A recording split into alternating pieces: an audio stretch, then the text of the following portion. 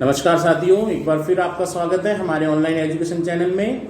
और एक बार फिर हम एक नया वीडियो लेकर आपके सामने आए हैं। टॉपिक है कच्ची बस्तियों की जो समस्याएं होती हैं उनका समाधान किस प्रकार से किया जा सकता है। पिछले दो वीडियो में हमने आपको लगातार कच्ची बस्तियों के लक्षणों के बारे में बताया, कैसे उत्पन्न होती है उसके बारे में बताया, और साथ साथ में हमने आपको बताया कि इनमें किस किस प्रकार की समस्याएं हमें व्यापक रूप से देखने को मिलती हैं। आज हम चर्चा करने वाले हैं जो समस्याएं हमने पुराने वीडियो में आपको बताई थी, उन समस्याओं का किस प्रकार से समाधान किया जा सकता है। कच्ची बस्तियों के लोगों के जीवन को कैसे सुविधा युक्त बनाया जा सकता है, या फिर उनके जीवन में गुणात्मक परिवर्तन किस प्रकार से लाए जा सकते हैं, उसी के लिए आज हम ये वीडियो लेकर आए हैं। भावी समाधान और संभावित उपायों के रूप में समस्याओं का निराकरण कैसे किया जाए, कौन कौन से उपाय हो सकते हैं, समस्याओं का समाधान किस प्रकार से किया जा सकता है, इसके लिए आज हम वीडियो में चर्चा करने वाले हैं। तो सबसे पहला पॉइंट देखिए, क्या करना चाहिए हमें कच्ची बस्तियों की समस्याओं को दूर करने के लिए। सरकारी स्तर पर बहुत कम दर पर आवास उपलब्ध कराया जाना चाहिए। देखो, कच्ची बस्तियों का उत्पन्न होने का सबसे बड़ा कारण यही होता है शहरों के अंदर आवासों की कमी का मिलना। और कच्ची बस्ती में आवासों की जब तक कमी होती रहेगी बड़े बड़े शहरों में, तब तक कच्ची बस्तियों का निर्माण होता ही रहेगा। तो सरकार को ऐसा करना चाहिए कि जो बड़े बड़े क्षेत्र हैं, शहरी या महानगरीय क्षेत्र हैं, वहां पर लोग जैसे ही बाहरी क्षेत्रों से आते हैं उनके रहने के लिए कोई न कोई मकान की व्यवस्था अवश्य करनी चाहिए।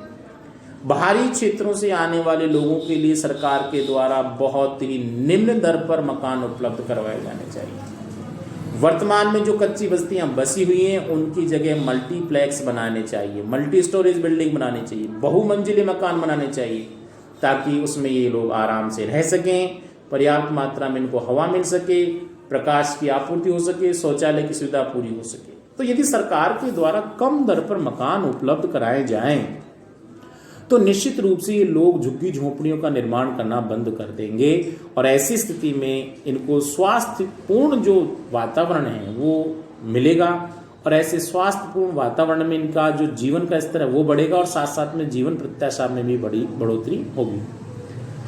आप हमारे राजस्थान की चर्चा करें तो राजस्थान में शहरी क्षेत्रों के अंदर जो राजीव गांधी गरीबी उन्मूलन प्रोग्राम चल रहा है, जवाहरलाल नेहरू मिशन चल रहा है, उसके तहत जयपुर में, कोटा में ऐसी बस्तियों के निराकरण की व्यवस्था की जा रही है। शहरी कच्ची बस्तियों के लोगों का पुनर्स्थापन किया जा रहा है, और निरंतर यदि ऐसी स्थिति चालू रही तो निश्चित रूप से इनकी आवासों की समस्या को कम किया जा सकता है।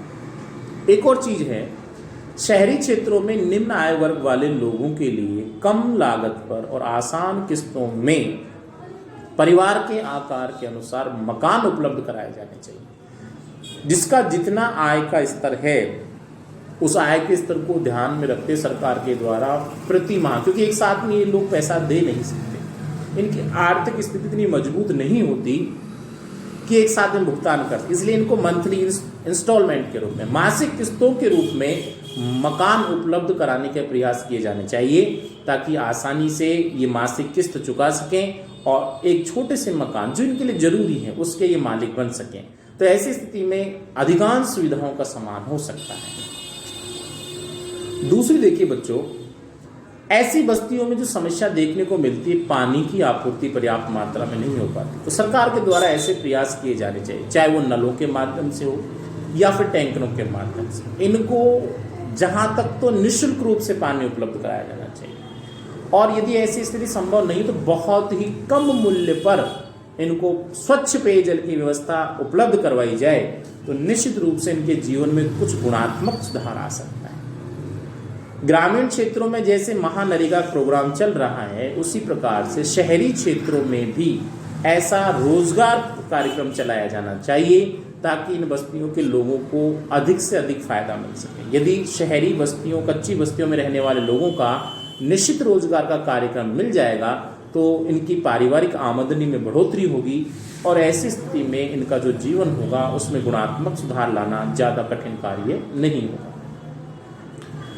वर्तमान में जहां कच्ची बस्तियां हमें देखने को मिल रही हैं, उन कच्ची बस्तियों में सरकार के द्वारा स्कूल खोलने चाहिए, प्राथमिक स्तर के स्कूल खोलने चाहिए जहां तक संभव हो, उच्च प्राथमिक के, लेकिन कम से कम प्राथमिक स्तर के स्कूल तो होने ही चाहिए, ताकि जो कम आयु वर्ग के बच्चे हैं उनको आधारभूत सुविधा मिल सके। और यदि आधारभूत सुविधा मिलती है तो निश्चित रूप से वो प्राथमिक से उच्च प्राथमिक स्टैंडर्ड में कन्वर्ट भी होना चाहेंगे।